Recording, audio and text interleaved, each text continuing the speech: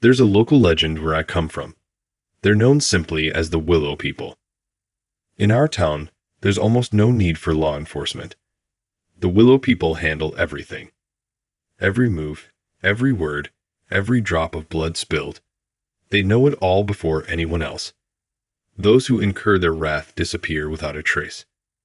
By the time I realized what I had done, it was too late. The Willow people were closing in. She just wouldn't stop talking. No matter what I said or did, she kept throwing tantrums, screaming about finding this or that, and accusing me of dishonesty. When she asked who it was, I dismissed her accusations. But that explanation had worn thin. Her voice grated on me, following me from room to room until we reached the kitchen.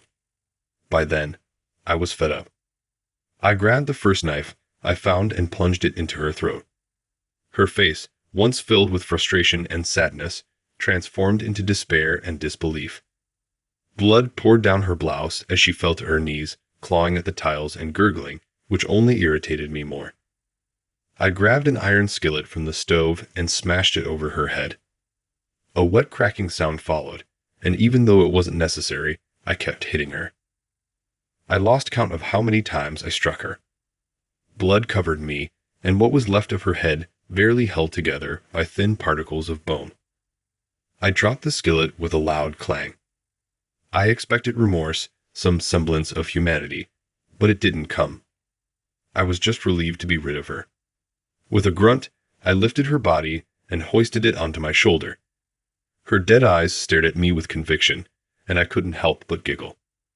Outside, I dumped her on the ground and went to find a shovel. That's when I realized they were watching. I heard whispers from the woods and saw them watching my every move from the corners of my eyes. Whenever I looked at the forest, only the gnarled trees stared back. But I knew they were there. By the time I buried her, it was dusk. Sweat covered me, turning the bloodstains on my clothes to a wider, orange mess. I looked back at the forest and saw them peering from behind the trees. Long, rugged faces with sunken eyes and gaunt figures. They preferred to hide, but they were there, watching, whispering. "What are you looking at, you bastards?" You heard her. I had to do it. I yelled at them. Did I expect a response? I don't know. They just kept watching from behind the trees. I spat on the ground and dropped the shovel. They would come for me under the cover of darkness, and I wasn't about to go without a fight. I hid in the house and began to prepare. I pushed couches and dressers against doorways, nailed wooden boards over the windows. As the sun set, a violent shiver settled in my stomach. Was it nerves? I didn't want to think it was fear so intense it brought an icy sweat. I loaded the shotgun and reached for the whiskey. I took a sip, then another, and smashed the bottle against the wall in frustration. I left one door open, the back door facing the woods. I put a chair in front of it and sat down, resting the shotgun on my knees. They were still watching me. Willow people. We stared at each other for 3 days. Fatigue eventually overtook me, and I began to doze off, trying desperately to stay awake. I even propped my head up with the rifle. When I came to my senses, I raised my head high. The last thing I wanted was to shoot myself.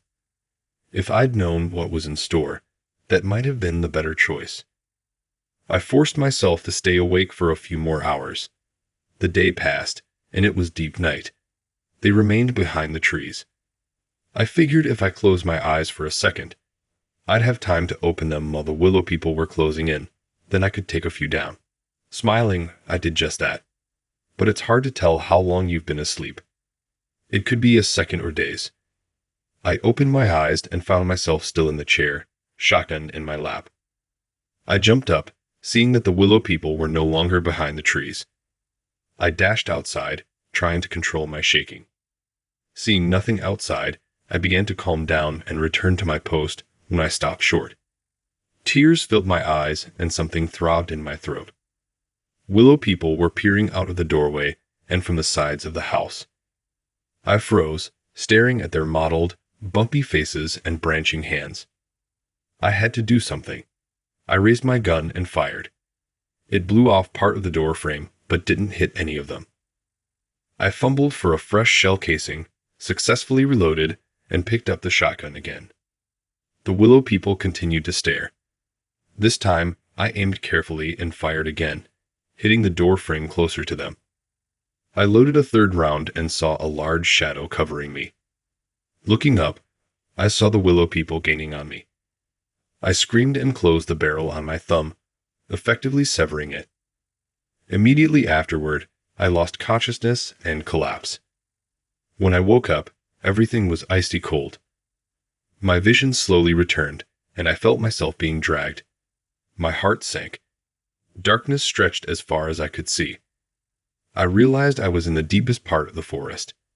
The spot where my thumb had been was black and swollen, numbing my entire forearm.